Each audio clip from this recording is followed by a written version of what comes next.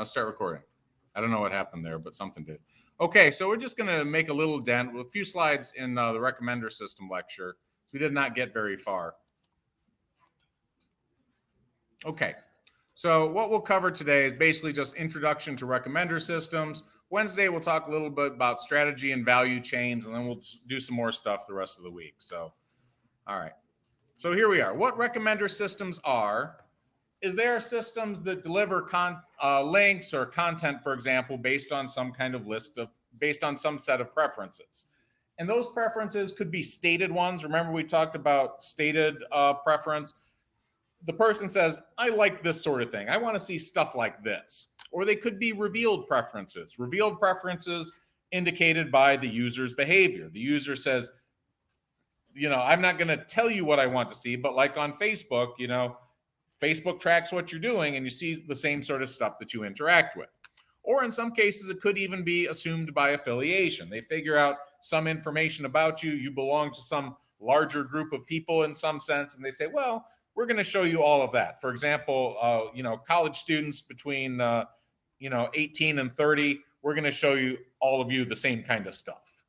All right, now examples, obviously star scale ratings like on Yelp or on Amazon, percent liked like on Rotten Tomatoes, or even ordering and filtering without visible ratings. For example, you go to Google, you tell Google what you want to see, Google tries to provide you a list of links that'll get you to some of that stuff you want to see. Or same thing for Facebook. Facebook observes you. When you go to Facebook, Facebook tries to construct a feed based on what they know about you that they hope you'll think is interesting. Now, some people get really hung up about what exactly constitutes a recommender system and what exactly doesn't, but I'm not too hung up on that, right? The point is, if it uses some information about you to deliver some kind of ranked set of results, in a sense, you could always say that's a recommender system, right? It says, we think you're going to like this thing more than this thing, right? So in Google, they show the stuff at the top that they think you're going to like better than the next thing that they think you're going to like better than the next thing. When Facebook gives you the feed, right, they're going to put the most interesting stuff at the top, the least interesting down at the bottom, right? So I would say that those are all, you could certainly call them all recommender systems, even if, people don't. Now, why are recommender systems used? Well, short answer is they are a proven tool for making money, right? They work. They don't have to be perfect. You don't have to bat 1,000 with a recommender system to make bags and bags of money. For example, in most contexts, Google shows ads that Google would be pretty thrilled if they're getting like a 3% click rate, right? Which means it's a swing and a miss 97% of the time. But you can still have a pretty low success rate and be doing well enough to make a lot of money like Google, right? So for an informational site, what they're typically used for is to give either better traffic, in some cases more ads. If it's an informational site like irs.gov or Wikipedia that's not really designed to make money, still they're going to serve their users better by delivering more information. Of course, if it's a website that's retail, Amazon, right, they have their feature users who bought this also bought that, or users who looked at this also looked at that. Those features are useful. They suggest products to people that they might be interested in. And, they buy them often enough that it's certainly worth it for Amazon to keep them on. Now, what we see as far as problems in real life is simply, number one, ideally, your distribution of recommendations would be something like a bell curve, right? Meaning that if a lot of people, have an opinion that basically the mean, the median, the mode, they're all about the same, right? So if you have some 5-star rating scale and the rating on a product is 3.6, there should be a lot of 3s and 4s, not many 5s, not many 1s.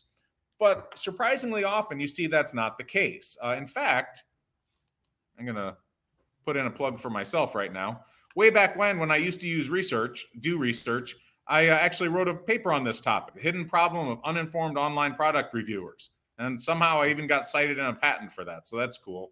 I don't know anything about that, but, yay me, I guess. Anyway, the issue, one of the things that I used to always talk about, so Hillary Clinton, she is a polarizing figure, right? Some people like her a lot. Some people really do not like her. there doesn't seem to be a whole lot of middle ground. I mean, maybe there is for your generation, because you're like, oh yeah, she's some old lady who tried to be president twice and failed. But, and so yeah, maybe you don't feel a strong connection. But people in my age bracket, tend to hold strong opinions on her. Anyway, so she put out a book called It Takes a Village, and she won a Grammy for it, and they sold it on Amazon, and the reviews for it were like overwhelmingly, like 90% of them were 1s and 5s on that 5-point scale, which suggests it's not really about the book, right? It's about what people think about Hillary's public persona, whatever. I'll give you my own example, right? So this is me. I know some people look at Rate My Professor. So, right, that's fine. These things, yeah. Anyway, I have a 4, which is fine. But if you look at my, what? Yeah, if you look at my stuff here, I'm trying to make all this shit go away, but I can't find where that ad ends. Anyway, go away. Let's see. This really sucks. This sucks too. I don't know. Anyway, all right, you can just barely see here that I have a lot of 5s, some 3s, some 1s, not many 4s, right? So I have this weird W-shaped graph. Oh, you can't see it? Okay, well, maybe that'll fix it. Thank you. Yeah, you're supposed to yell screen when that happens. Let's see. Hold on, I got to use a different one. This is so much problem. There we go. All right, thank you. Oh, good. Yeah, we got around it now. Okay, cool. So yeah, I have a 4, which whatever, but you can see this is definitely not a Bell distribution, right? This is like some screwy W curve. I don't know. So whatever, it's not very useful. So if somebody comes to RMP and thinks, oh, he's got a 4, that must mean, okay, well, no, it's more like, well, you'll probably either like him a lot or, wish you'd never been born. I don't know, something. Wish he'd never been born. Whatever. Okay, so it's not a terribly useful thing, right? Finally, many products are designed for a small and narrow audience, right? So for example, Rotten Tomatoes, they have 2 classes of ratings, one for ordinary viewers, one for critics, and they are often not the same. You may have movies that the critics love and the wider public does not, or that the wider public loves, critics don't, right?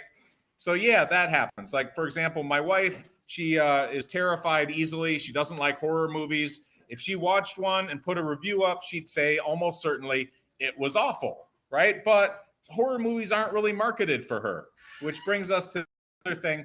A lot of times you'll have products that the recommendations are sort of circular, right? In a sense, things are popular because they're popular. There are a lot of products like movies. Mostly you wouldn't go to a movie unless it looked interesting to you, right?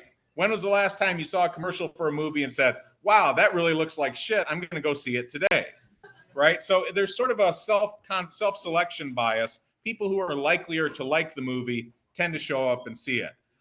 Likewise, for self-reinforcing results, what you can see in sites like Google Scholar. So again, back when I used to do research, one of the things you would do when you're writing a research paper is you would go to Google Scholar and you would try to find some papers that had gotten a whole bunch of citations by people in your field. And you see some of these, they'll have like thousands of citations. So what would happen is one user will say, oh, I need to have a few foundation papers to talk about where my research fits in to the field. And they'll say, oh, this one has like 2,000 citations. Nobody's going to argue that this isn't an important paper if I include it, right? But the problem is this sort of fact leads to this circular results, right? Papers become popular. So if you have a bunch of researchers all citing that same paper, the citation count goes from 2,000 to 4,000. And then it's even worse, right? People say, oh, wow, 4,000, that must be super important. And more people keep, citing that one. So you have this weird problem that recommender systems can kind of get stuck in a rut by following their own tails, right? Things stay popular because they've been recommended, and they have to watch out for that. All right, we'll come back on Wednesday. We'll have more to say about all these things. I don't know. Maybe somebody will win some cash. That'd be great. All right.